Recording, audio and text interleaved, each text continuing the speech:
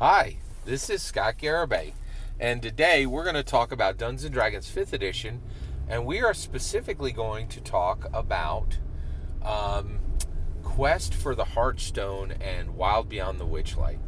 So Wild Beyond the Witchlight, incredible book, and honestly, I think, it's really wonderful. I could talk a long time about everything that's cool in it, but for me, there's just these 10 pages in it. It's the League of Malevolence and the Valor's Call.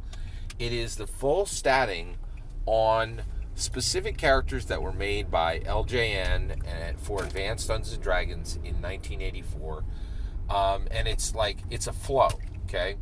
And the flow goes like the following. It goes, the flow is really incredible. It's America, Saturday morning cartoons, the Dungeons & Dragons American Saturday morning cartoon.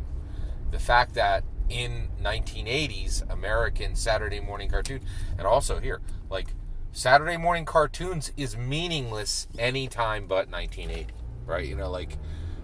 Now Saturday morning cartoons mean nothing because there are, 5 different channels that have 24-hour-a-day cartoons. You don't need to sit down on a Saturday morning to watch cool cartoons. You can watch them 24 hours a day on multiple networks, right?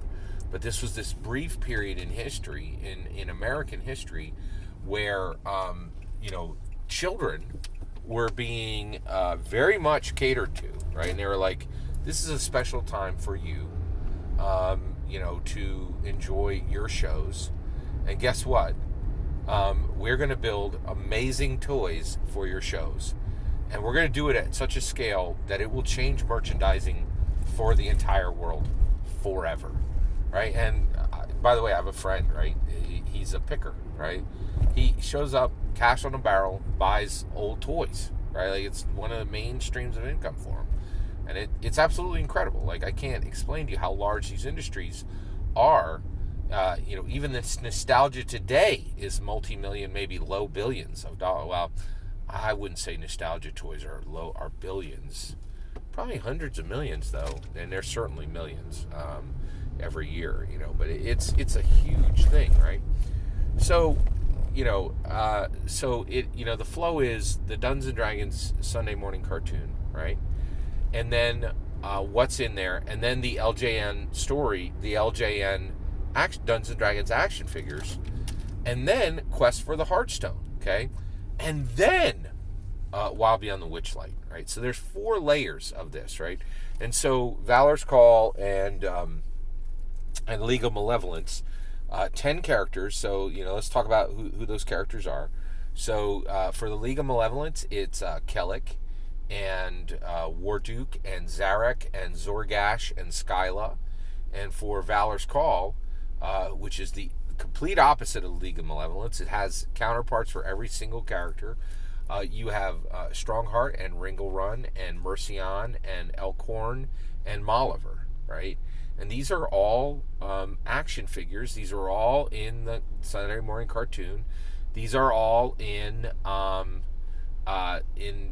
these are all in Quest for the Heartland. Now, what is Quest for the Heartland? Holy cows, right?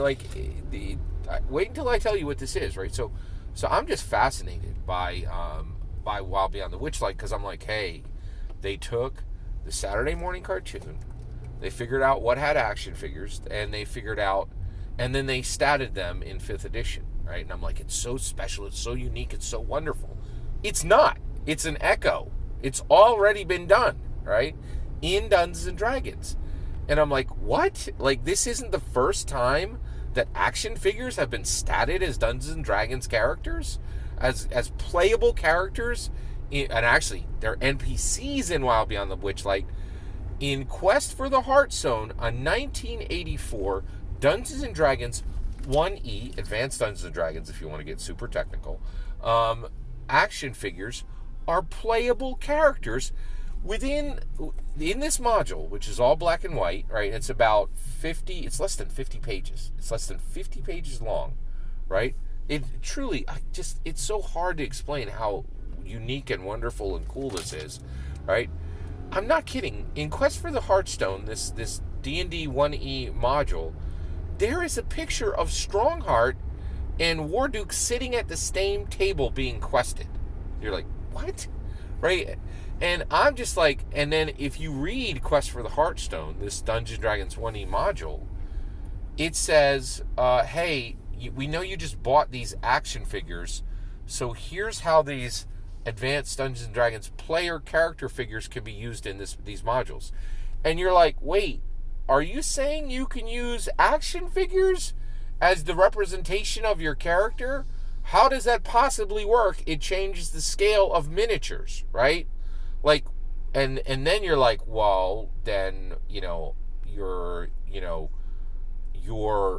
castle would be 2 feet tall, right? And the entire scale of the miniatures would take your entire table to represent the dungeon, right?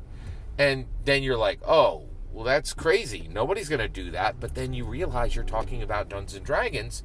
And when you talk about Dungeons and Dragons, it's like Gunpla, right? Like, I'm a big fan of Gunpla. And when you see the extent that people will go to for their hobbies, it is staggering, right? Like, and you're like, so were there people who were playing Dungeons and Dragons with action figures? And if they were, like, does that mean they were bringing in other action figures and modifying them? And there's an entire module, in Dungeons and Dragons where this has already been done. But what blows my mind is I had no idea it existed, right? And I'm like, how is this possible? This came out when I was 14 years old. How did I not know that there was a module that actually featured using action figures to represent your character in an official Dungeons and Dragons game? Like, completely changing the scale of how miniatures would be represented, how player characters are represented. Like, it's bonkers, right? And the answer is, oh, I can tell you how you missed this, Scott. Well, at that time, Dungeons & Dragons was going through satanic panic, and they were also releasing all kinds of products. This was just one product, right? And also, this is just one flash in the pan of the panoply of amazing things that are Dungeons & Dragons. It gets lost because the history of Dungeons & Dragons is so shockingly deep and so integrated with politics, American culture, Americana, toys, merchandise, television, movies, video games, and it spans for almost 5 decades, right? And this is why when you say, and people are like, oh, just play an OSR. And you're like, oh, you don't like this rule? Why don't you invite, 4 people to play old school essentials, right? Well, the reason why is if you pick up Wild Beyond the Witchlight, you're like, this is an echo that comes from 1984 and deals with action figures, and they're, if they don't get it, they just experience a super fun, a super fun game, right? And if they do get it, they might spend $3,000 to buy the action figures that they played in their game the night before. But if you play old school essentials, they get nothing. They get nothing. They get nothing, right?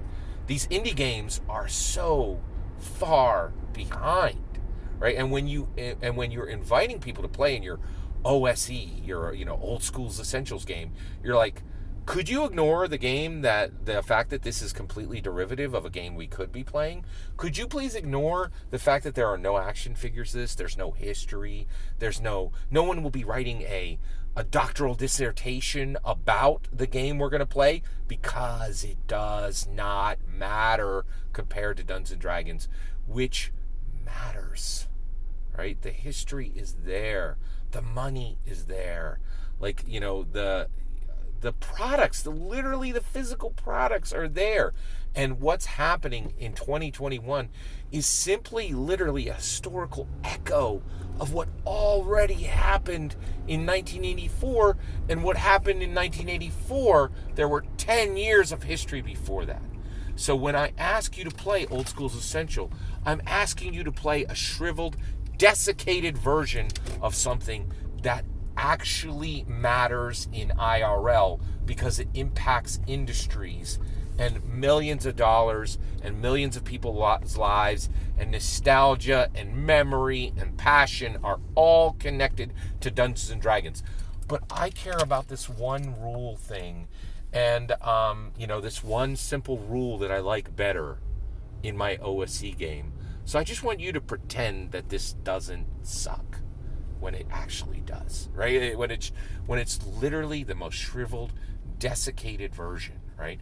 And the only reason we're playing it now is I think Dungeons and Dragons is a game. I don't understand that it's connected to life, to people, to industry, to history, to America, right? Like, it's just to television, to film, right?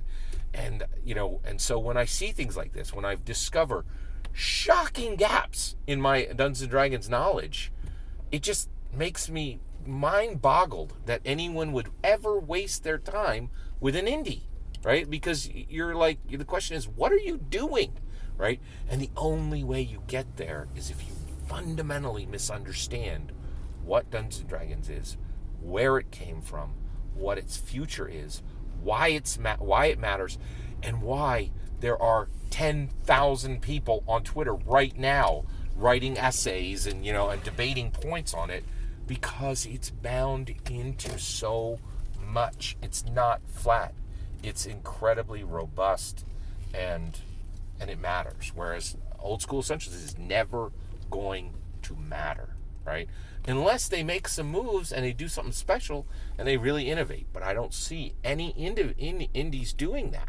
I'm not against indies beating Dungeons and Dragons, but the hill they gotta climb is so immense, and I don't think a lot of people understand that, right? So when you get people who are like, why aren't we playing Dungeons and Dragons? This is why, right? Like the history on Dungeons and Dragons is so deep, it's hard to even fathom. Like who puts more time, effort, and money into following Dungeons and Dragons history than me? It's hard for me to even imagine somebody's out there doing it, and there's still huge sections of Dungeons and Dragons I don't know about. It's just amazing to me.